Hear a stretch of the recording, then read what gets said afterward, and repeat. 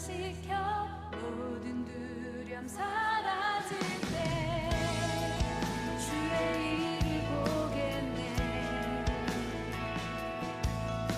황폐한 땅 한가운데서 주님만을 알게 되리. 주님을 볼 때 모든 시선을 주님께 드리고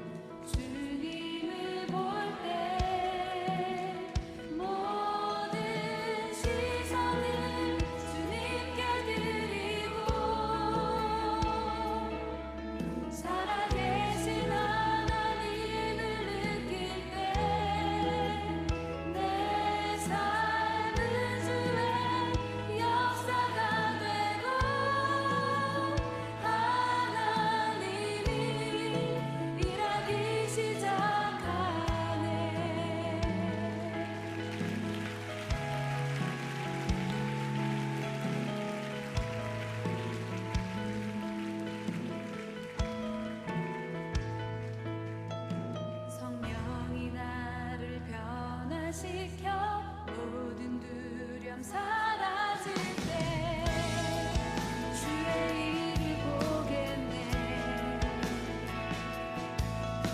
황폐한 땅 한가운데서 주님만을 알게 되리.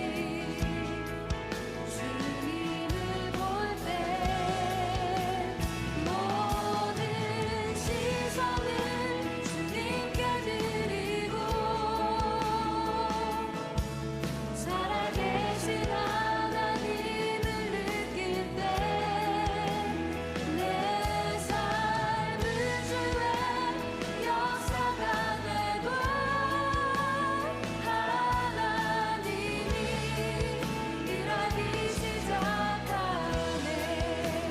모든 시선을 주님께 드리고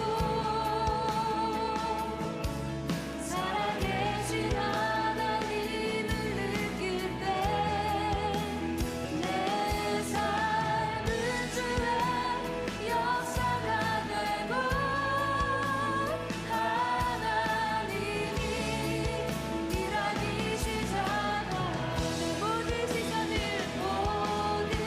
시선을 주님께 드리고 전능하신 하나님을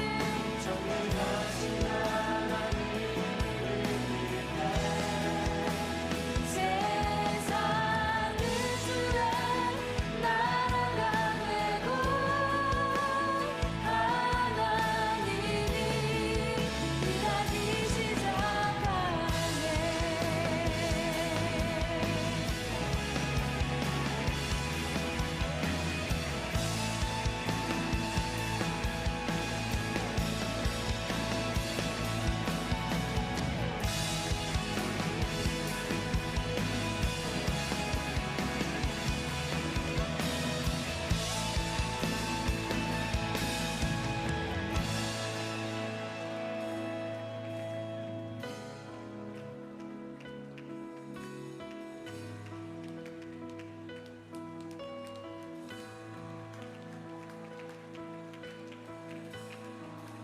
주님의 영광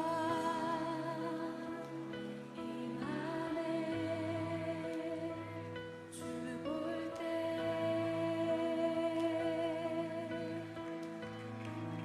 주님의 영광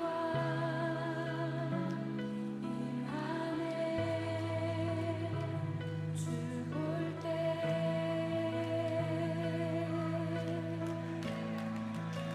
주님의 영광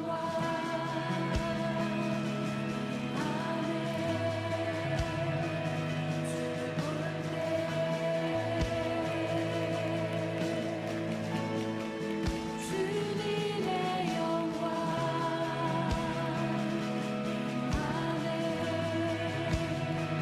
주 볼 때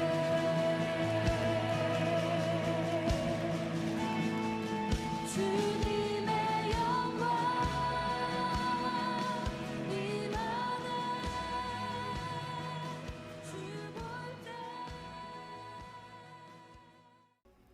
하나님은 영이시니 예배하는 자가 영과 진리로 예배할지니라.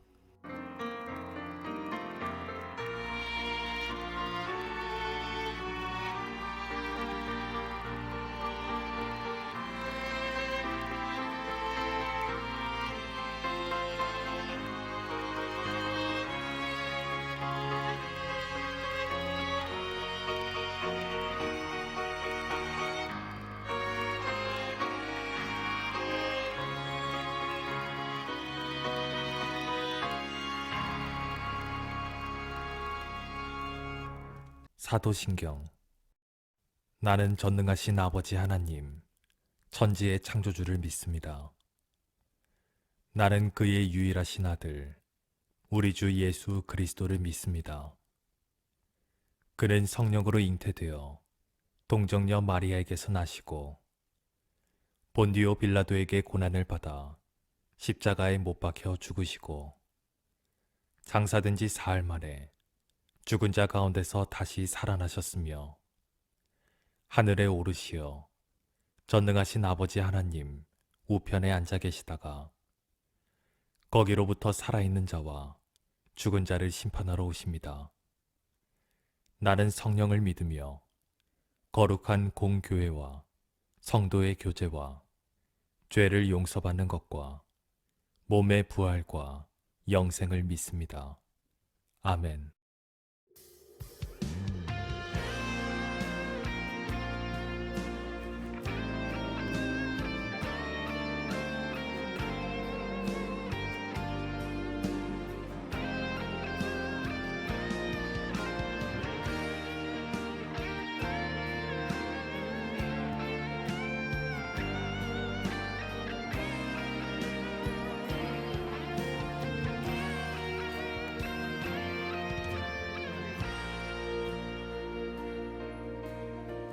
예수 우리들의 밝은 빛 예수 우리들의 밝은 빛 은혜와 긍휼을 베푸시는 주 의의 길을 따라가는 주의 자녀들에게 항상 밝은 빛을 비추시네. 그는 구원의 주 그는 구원의 주 하나님 공의로 세상을 다스리시네. 주를 경외하는 자들에게 부어주신 놀라운 주님의 놀라운 주님의 영광 하늘에서 하늘에서 찬란하게 빛나는 주의 영광 이 땅에 오셨네. 어둠을 밝히고 새 생명 주시네. 영원히 빛나는 나의 예수님 높이 영광과 찬양 받으실 그 이름 경배합니다. 슬픔을 거두고 내게 자유 주시네. 기쁨의 노래를 영원한 나의 긴 예수께. 한 번 더 예수 우리들의 밝은 빛 예수 우리들의 밝은 빛 은혜와 긍휼을 베푸시는 주 의의 길을 따라가는 주의 자녀들에게 항상 밝은 빛을 비추시네. 그는 구원의 주 하나님 그는 구원의 주 하나님 공의로 세상을 다스리시네. 주를 경외하는 자들에게 부어주신 놀라운 주님의 영광 놀라운 주님의 영광 하늘에서 하늘에서 찬란하게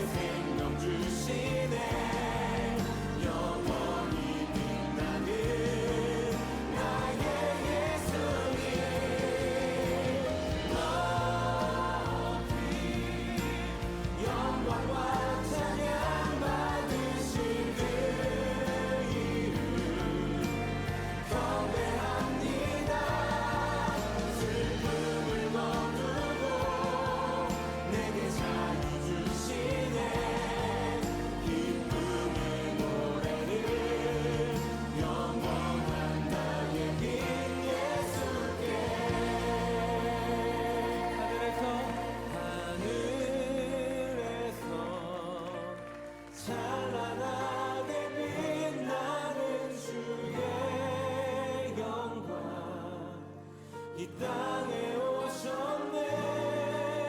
어둠을 밝히고 새 생명 주시네.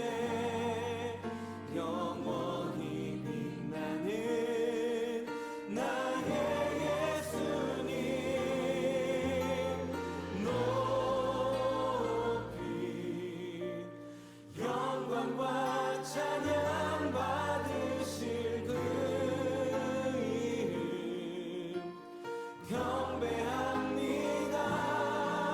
슬픔을 거두고 내게 자유 주시네. 기쁨의 노래를 영원한 나의 빛 예수께.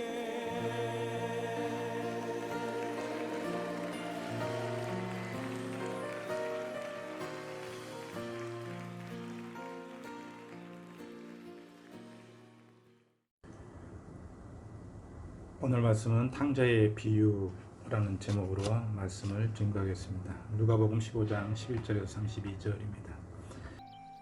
어떤 사람에게 두 아들이 있는데 그 둘째가 아버지에게 말하되 아버지여 재산 중에서 내게 돌아올 분깃을 내게 주소서 하는지라. 아버지가 그 살림을 각각 나눠 주었더니 그 후 며칠이 안 되어 둘째 아들이 재물을 다 모아 가지고 먼 나라에 가 거기서 허랑방탕하여 그 재산을 낭비하더니 다 없앤 후 그 나라에 크게 흉년이 들어 그가 비로소 궁핍한지라. 가서 그 나라 백성 중 한 사람에게 붙여 사니 그가 그를 들로 보내어 돼지를 치게 하였는데 그가 돼지 먹는 쥐엄 열매로 배를 채우고자 하되 주는 자가 없는지라. 이에 스스로 돌이켜 이르되 내 아버지에게는 양식이 풍족한 품꾼이 얼마나 많은가. 나는 여기서 줄여 죽는구나. 내가 일어나 아버지께 가서 이르기를 아버지 내가 하늘과 아버지께 죄를 지었사오니 지금부터는 아버지의 아들이라 일컬음을 감당하지 못하겠나이다. 나를 품꾼의 하나로 보소서 하리라 하고 이에 일어나서 아버지께로 돌아가니라. 아직도 거리가 먼데 아버지가 그를 보고 측은히 여겨 달려가 목을 안고 입을 맞추니 아들이 이르되 아버지 내가 하늘과 아버지께 죄를 지었사오니 지금부터는 아버지의 아들이라 일컬음을 감당하지 못하겠나이다 하나 아버지는 종들에게 이르되 제일 좋은 옷을 내어다가 입히고 손에 가락지를 끼우고 발에 신을 신기라. 그리고 살찐 송아지를 끌어다가 잡으라. 우리가 먹고 즐기자. 이 내 아들은 죽었다가 다시 살아났으며 내가 잃었다가 다시 얻었노라 하니 그들이 즐거워하더라. 맏아들은 밭에 있다가 돌아와 집에 가까이 왔을 때 풍악과 춤추는 소리를 듣고 한 종을 불러 이 무슨 일인가 물은데 대답하되 당신의 동생이 돌아왔음에 당신의 아버지가 건강한 그를 다시 맞아들이게 됨으로 인하여 살찐 송아지를 잡았나이다 하니 그가 노하여 들어가고자 하지 아니하거늘 아버지가 나와서 고난데 아버지께 대답하여 이르되 내가 여러 해 아버지를 섬겨 명을 어김이 없거늘 내게는 염소 새끼라도 주어 나와 내 벗으로 즐기게 하신 일이 없더니 아버지의 살림을 장녀들과 함께 삼켜버린 이 아들이 돌아오매 이를 위하여 살찐 송아지를 잡으셨나이다. 아버지가 이르되 예 너는 항상 나와 함께 있으니 내 것이 다 네 것이로되 이 내 동생은 죽었다가 살아났으며 내가 잃었다가 얻었기로 우리가 즐거워하고 기뻐하는 것이 마땅하다 하니라.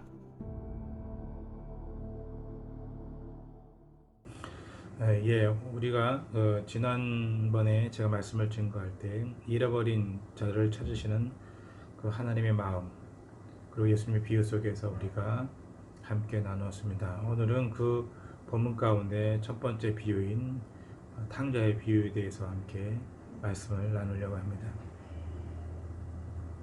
여러분 오늘 그 본문의 배경을 보게 되면 이 오늘 본문의 배경에서 둘째 아들이 아버지에게 재산을 요구합니다.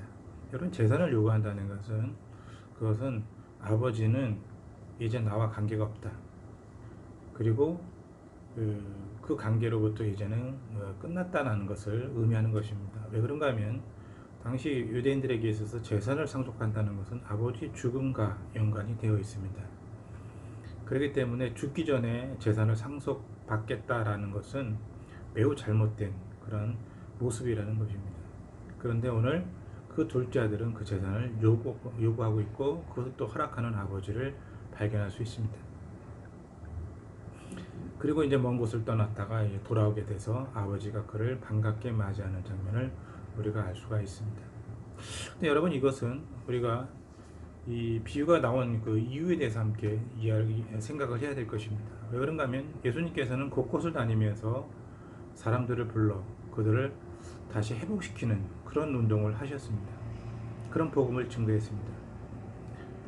그런데 그것을 바라보는 많은 유대인들과 같이 있었던 많은 사람들이 그것을 못마땅하게 생각을 했다는 것이죠. 왜 그런가 하면 그 가운데는 죄인도 있었고 정말 버림받고 용서받지 못할 그러한 강도도 있었고요. 그리고 정말 천한 사람들이 너무도 많았다는 것입니다. 어떻게 그들이 하나님의 자녀가 될 수 있는가? 그들은 그런 궁금증에 빠져 있었고 그것에 대해서 인정할 수가 없다는 것이었습니다. 그때 예수님께서는 이제 비유로 이 말씀을 하시게 되는 것이죠. 근데 여기서 우리는 알아야 될 것이 무엇인가 하면은 두 부류의 사람들을 우리가 발견할 수 있는 것입니다. 첫 번째는 바로 탕자죠. 또 하나는 뭐냐면은 큰아들입니다. 근데 여러분, 여기서 우리는 둘째 아들 탕자의 모습 속에서 참으로 안타까운 모습이지만 우리가 그 모습 속에서 알아야 될 것은 무엇인가 하면은 그의 모습 속에서 왜 그는 돌아올 수밖에 없는 하나님의 자녀로 돌아올 수 있고 아버지의 자녀로 돌아올 수밖에 없었는가 하는 것입니다. 이런 둘째 아들의 특징을 우리가 먼저 살펴보게 되면 그는 매우 솔직하다는 것입니다. 먼저 아버지에게 재산을 요구했다는 것도 솔직한 겁니다. 물론 좋은 자세는 아니지만 그래도 그는 그 근본적으로는 솔직한 있는 그대로를 표현하는 그런 모습이 있다는 것입니다. 그리고 또 하나, 두 번째는 무엇인가 하면은 그는 실천하는 능력이 있습니다. 여러분, 아버지께 돌아오는 그 둘째 아들의 모습을 생각해 보십시오. 얼마나 돌아오기 싫었겠습니까? 그러니까 돼지까지 치는, 그리고 지엄 열매를 먹으면서 견뎌내었다는 것입니다. 그런데 그는 돌아오고 있다는 것입니다. 진정한 회개와 결단을 통해서 돌아오는 모습이 있다는 것이죠. 그 결과는 무엇입니까? 아버지의 품으로 돌아올 수 있는 것입니다. 이것이 둘째 아들의 아주 매우 좋은 장점이라는 것입니다. 여러분, 우리는 살아가는 동안에 많은 죄를 지을 수 있고 잘못을 범할 수 있습니다. 하나님께 범죄할 수 있고 주변의 많은 사람들에게 잘못된 행동과 또한 그들에게 어떤 그 잘못된 모습을 통해서 그들을 해할 수 있는, 그들을 속이고 그들에게서 이익을 취했다가 그리고 나서 그들을 괴롭히고 힘들게 만드는 그런 경우들이 있다는 것입니다. 그때 우리는 마음에 죄책감을 느끼게 됩니다. 근데 여러분, 어떻습니까? 그런 가운데서 과연 우리는 결단하고 그런 마음을, 그런 진실함을 가지고 돌아올 수 있느냐, 그런 실천력이 있느냐 하는 것입니다. 둘째 아들의 모습 속에서는 그게 있었다는 것이죠. 그 잘못한 것을 알 수 있었습니다. 인정할 수 있었습니다. 그리고 돌아올 수 있는 결단력도 있다는 것입니다. 여러분, 죄인들이 예수님께 왔을 때 예수님은 그것을 아름답게 봤고 기쁘게 보았다는 것입니다. 먼저 우리의 마음 가운데는 이러한 자세가 필요하다는 것이죠.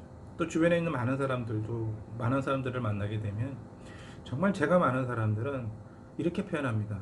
내가 너무나 죄가 많기 때문에 어떻게 하나님을 믿을 수 있느냐, 어떻게 교회를 다닐 수 있느냐, 그런 사람들을 우리는 매우 많이 볼 수가 있다는 것입니다. 왜 그렇죠? 그들의 마음 가운데는 진실함과, 그리고 그들의 마음 가운데는 자기가 죄인이라는 것을 알고 있다는 것입니다.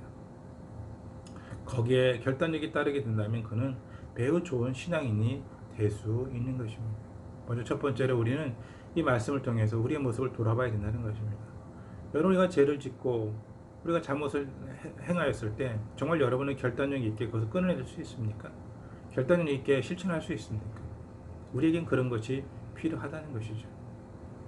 두 번째는 첫째 아들입니다. 여러분, 그의 모습을 통해서 우리가 알 수 있는 게 무엇입니까? 그는 자기의 모습을 내어놓지 않습니다. 그러니까 아버지에 대해서 불평이 있었지만 그 둘째 아들이 재산을 가지고 떠났을 때 첫째 아들은 아무 얘기도 하지 않았습니다.